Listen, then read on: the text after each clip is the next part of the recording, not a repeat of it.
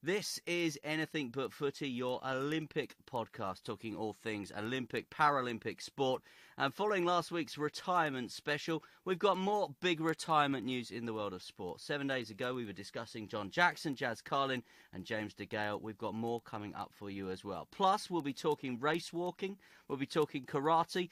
Adam Peaty will get a mention on the show, and we'd love to hear from you as well. On Twitter, at AnythingButF, on Facebook, on Instagram, on YouTube, and you can email us always as well, anythingbutfooty@gmail.com. This is Michael. And I'm John, and if you do like us, please share the podcast as well. Download it, like it on iTunes, because it really helps in our popularity rating if you can do that. And we love to cover sport, Michael, don't we? For being sport, for being the best and celebrating that. It's not about being nasty to each other or reveling in people's demise or frankly running onto a pitch and trying to hit someone. This is all about loving sport, loving the passion, the determination, the skill needed to be the best of the very best. But a question to kick us off with, Michael: when is retirement not retirement? Maybe it's when Mo Farah says, I'm going to retire from the track.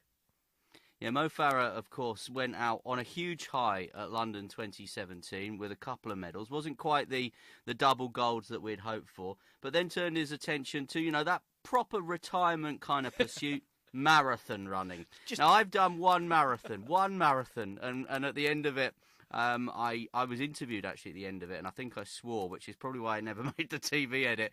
But I said never again. I meant never again. Mo Farah on the road, and when you talk about, people invading pitches and the like in the sporting week that we've just witnessed, how wonderful is it to see 13,000 people taking part in the big half in London, won by Mo Farah. Great time as well, 61 minutes, 14 seconds.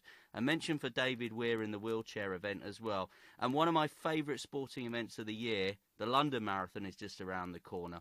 Mo Farah, of course, still funded by British Athletics. Is he going to have a tilt at the marathon in Doha and win another World Championship gold medal?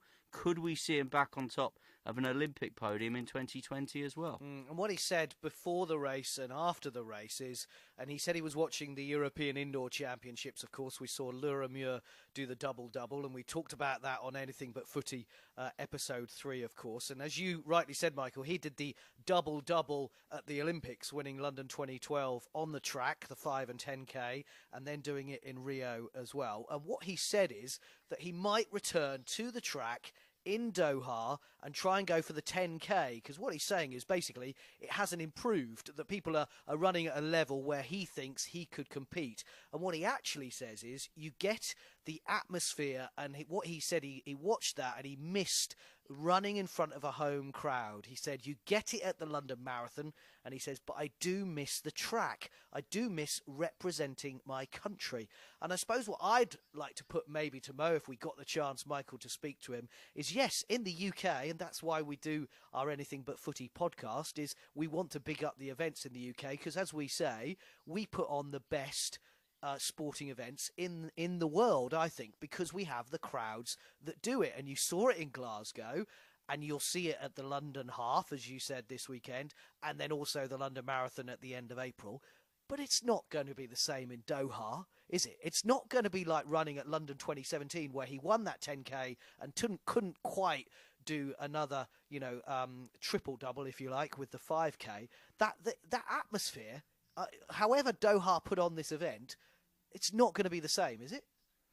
Yeah, and it's a shame, really, because British Athletics does get some criticism because they don't necessarily fill the grandstands at events like the British Championships. But when the major events, the big ones come, like the World Championships, when the Olympic Games, of course, were here, we saw morning sessions where there weren't really many medals up for grabs. And I know the IAAF have worked now to try and even out that sort of spread of medals. So if you do get tickets for a morning session, you do hopefully see a medal event. But 60,000 people still coming and watching, morning events at World Championships. And that is, for me, the one thing that keeps me interested in track and field, in athletics. It was the sport I was most interested in growing up. It's the sport I've lost quite a bit of trust in over the past few years. But then when I go to these events and I go to the anniversary games and I see 60,000 people still coming out, buying tickets, wanting to come and cheer their heroes on, it just makes me fall in love with it all over again. I can see why Mo Farah I can understand what he's saying. I can see why he's saying that, because,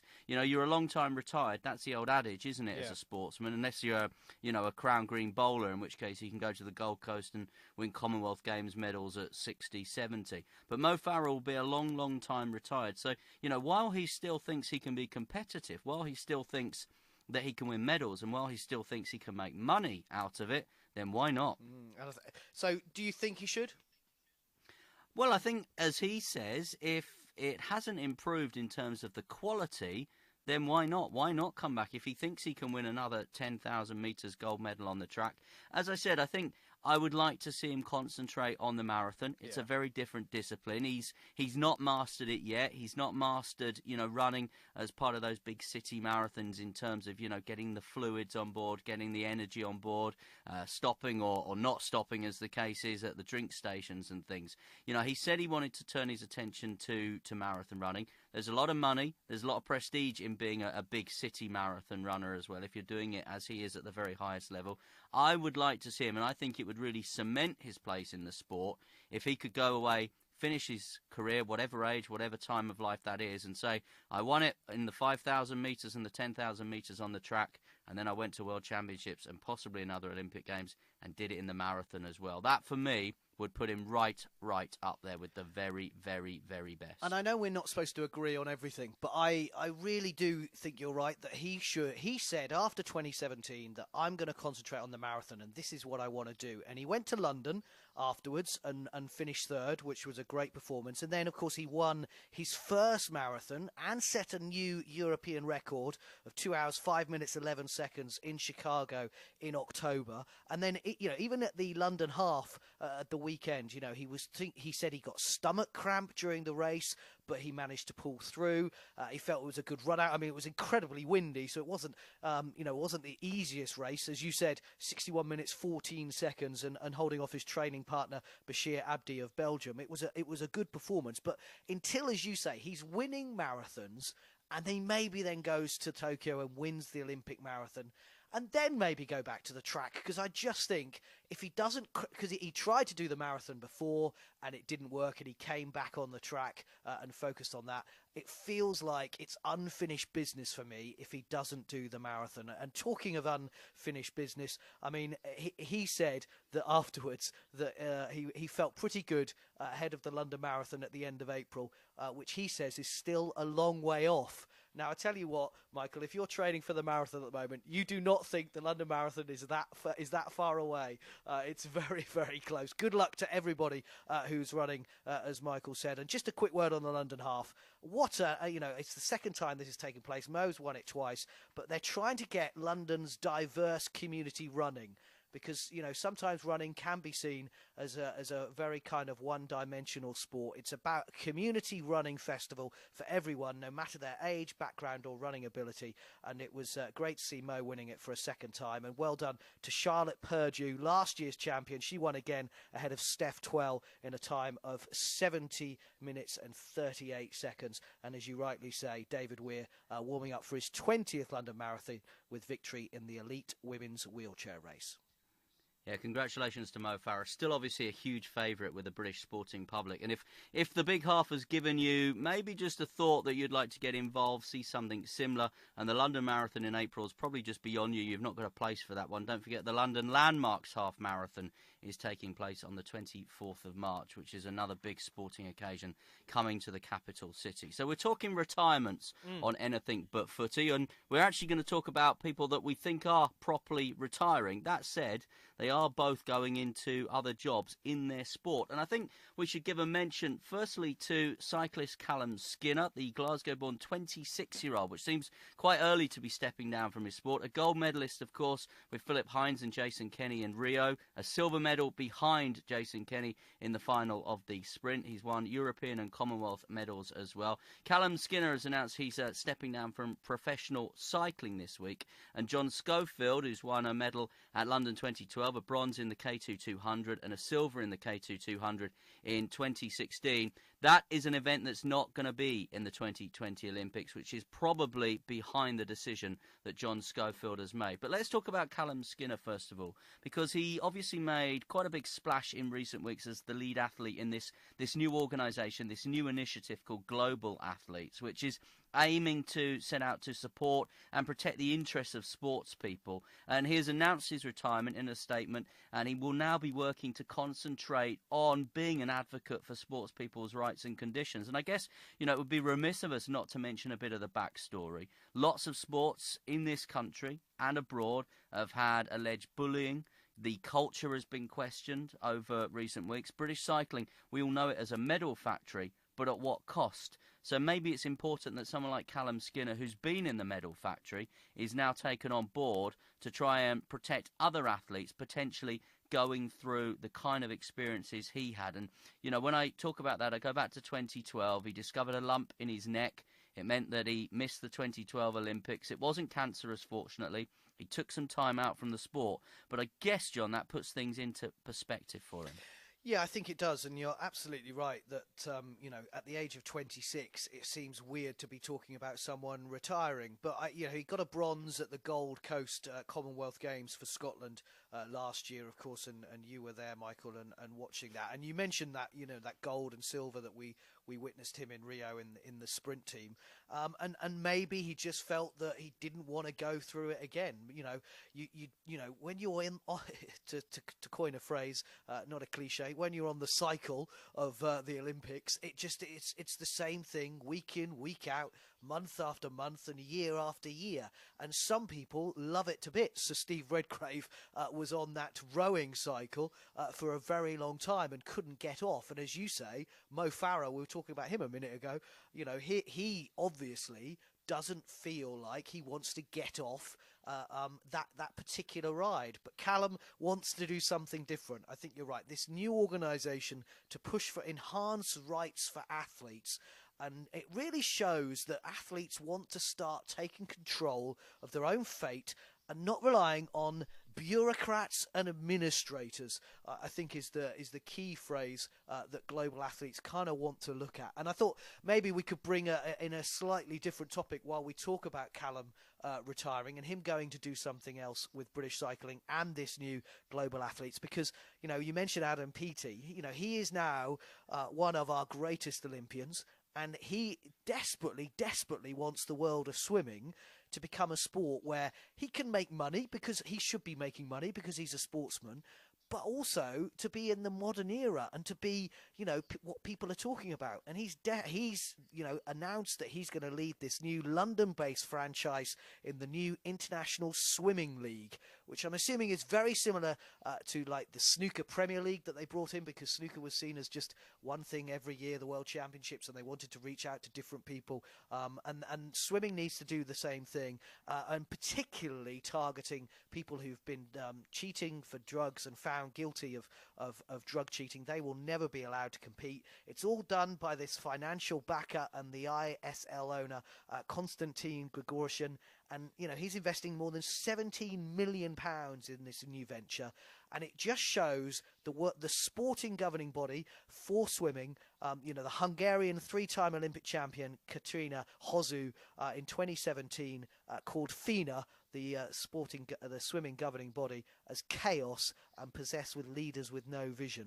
And you just think that maybe it's about time that sports that don't quite, hit the headlines like we talk about every week, that they, someone has to take control. And maybe Callum Skinner, by doing what he's doing, and maybe Adam Peaty, while still competing, can try and get these sports into the new, 21st century.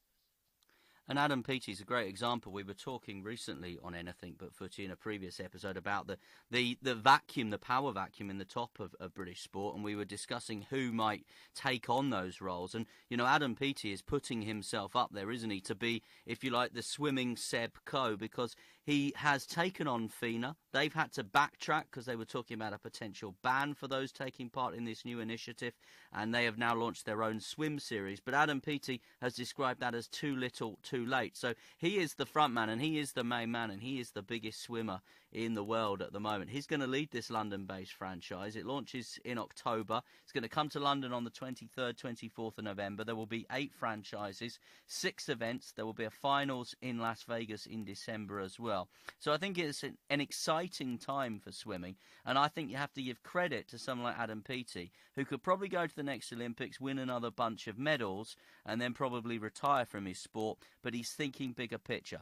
Personally, I'm sure he's thinking bigger picture, that he needs to make, to borrow a phrase, a bigger splash in his sport. And I think also he needs to think, how do I make swimming relevant? How do I make swimming relevant 52 weeks of the year, like the Champions League or the Premier League, or even the county championship in cricket, the Premiership in rugby? How do I make swimming one of those sports that people will talk about and follow the stars and follow the events week in, week out? This is an initiative to try and do that.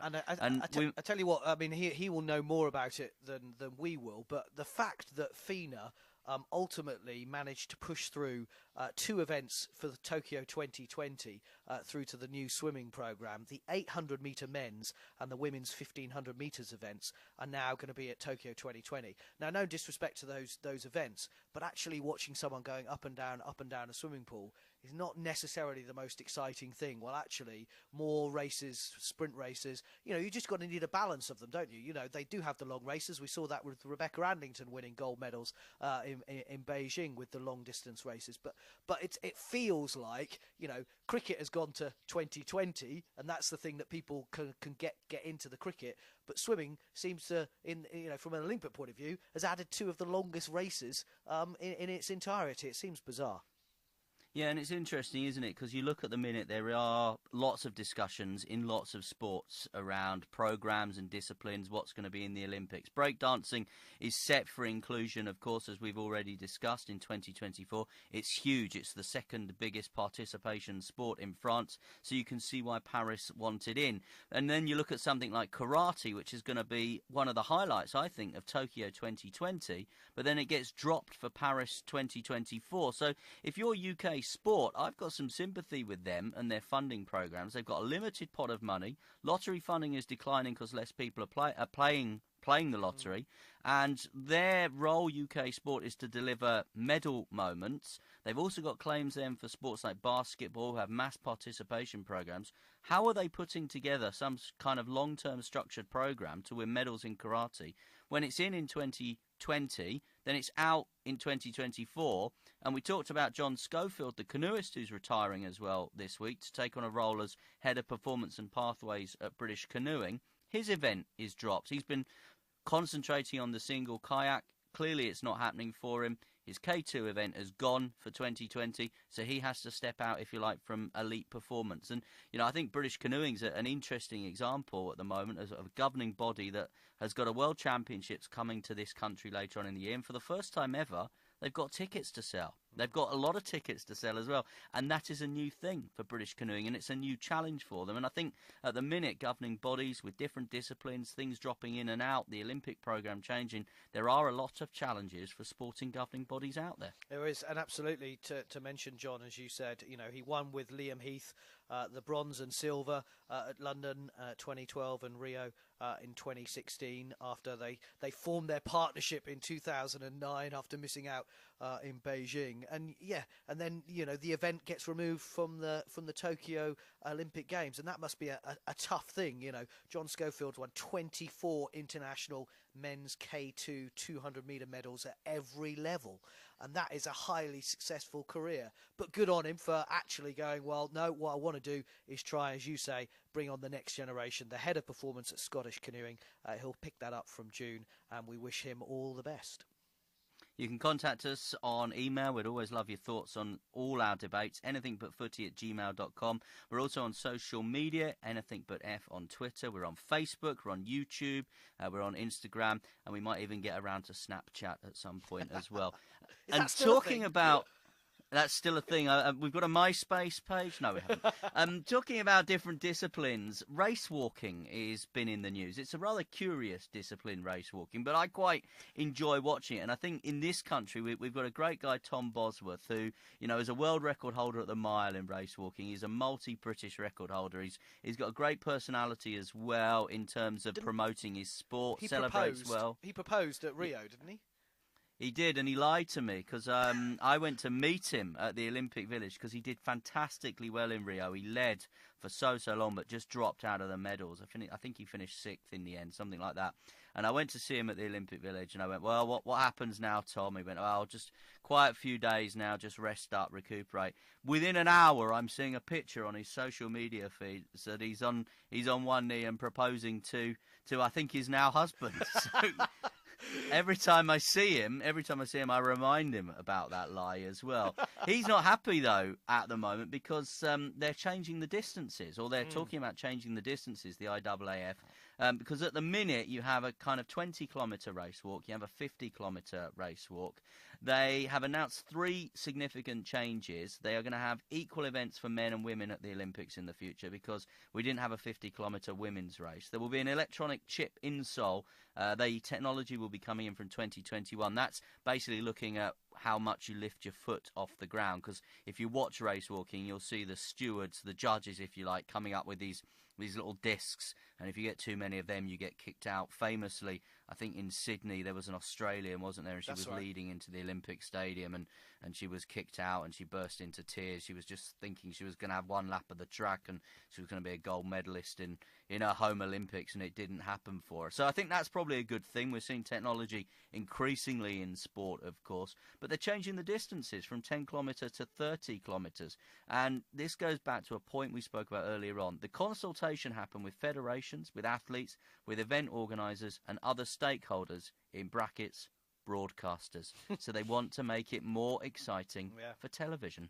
Yeah, exactly right. And that's the thing. You want the heritage of these events. And, race walking, I mean, to be honest, Mike, I never thought I'd be having a conversation about race walking in my life. But, it's been in the Olympics since the day that it started. And it is one of those events where actually every 4 years, as you rightly say, Tom Bosworth did an amazing job and represents British athletics so brilliantly in that event. And actually, he may benefit from the shortening of this, but he doesn't want it because he wants to, be the 50-kilometre champion. That's what it's all about. So you need the heritage of it, but you also need to be able to attract people to it. But look, also times get quicker, and I think even in the last few days, Liu Hong, who I know you're a big fan of China, she's become the first ever woman to walk under the 4-hour barrier in the 50-kilometre race walk, and she was the Rio gold medalist. She knocked off 5 minutes from the previous record that was broken last year. So it does seem a bit strange that you want to then reduce these lengths down. But, this is, as you say, the modern world. People want things immediately. They want to look at it on their phone. They want to know the result. They want to know whether, the race has been won by the right person. They don't want to find out in 11 years hence that someone was a drugs cheat and they've got kicked out. And it's the same with you don't want to sit there waiting for 2 hours for a race to end. You actually just want to get on with it. So it's a bit, we're kind of caught up in this whole modern world phenomenon, aren't we, really? Yeah, swimming obviously are embracing it, as we mentioned, with the new event. They obviously need to create something that's packaged for telly.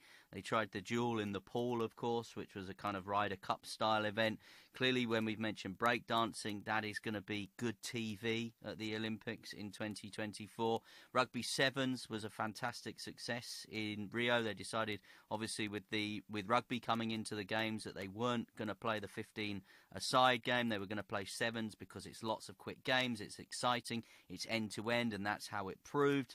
And then, obviously, here with race walking, they are looking to, for want of a better phrase, sex it up a bit. And I think this is the way they think they can do it. Now, what Tom Bosworth said, which I think was quite interesting, was he said, I kind of understand if we were changing the distances to, say, a marathon distance, if we were doing a marathon race walk, because the general public know what a marathon is. Yeah. They get a marathon. 30 kilometres, 10 kilometres, do you really know? 10 kilometres is what? 6.5 miles? Yeah, about that. Something like that. So I understand what he's saying there. We're just sort of changing it for the sake of changing it. If we're going to change the distance, let's go for something that people understand and people get. Talking of change, the IAAF are having these meetings in Doha at the moment ahead of the World Championships, and they've also just announced that you will be able to qualify for the Tokyo Olympics by being part of their new world rankings position. They announced a couple of weeks ago that they were going to have these new world rankings for athletics, so you can officially say that you're world number one in, say, the 10,000 metres or the 100 metres or whatever, rather than having to be the reigning world champion. You can be the current world number one. So what they've announced is that you can either qualify, as you always have to do, by setting times and targets, which then the team, so Team GB, would select you on that, but also you can qualify for by the world rankings. And they hope, Michael, they've said tonight that they say they've designed to achieve about 50% of the target numbers for each event through entry standards, and the remaining 50% through the IAAF world ranking system. So things are changing in sport, and maybe we need to embrace them. In other Olympic sports news this week, congratulations to Nia Evans. If you were listening last week, you'll know I sat on her feet. If you don't know the go back and listen to it. Go back and listen. If you don't know the story behind that story, you have to go back to last week's. Well done to her. She won the 6-day cycling event in Hong Kong, and we've had more medals at the diving as well this week. Yeah, we have Jack Law, of course, his third bronze in 2 World Series events in Asia. This time at the Water Cube, the famous Water Cube in Beijing. He managed to grab his 3-metre synchro bronze, improved overall by 10 points. And then Tom Daley and Grace Reed also picked up mixed 3-metre synchro bronze as well. So a reasonably good performance for the British divers. They have a bit of a break now until April, so Tom is coming back to look after the baby and catch up with Lance, I'm sure, as well. But also, just interesting, Michael, very quickly, more mixed events in the Olympics. I mean, wouldn't it be great to have these mixed diving events in the Olympics? Again, the diving always seems to be very much, well, here's the men's 10 metres and here's the women's 3 metres, and not having the mixed events, which obviously the World Diving Series, which is coming to London in May, if you want to see it, by the way, that we have more events like that in the Olympics. That would make it more appealing, surely.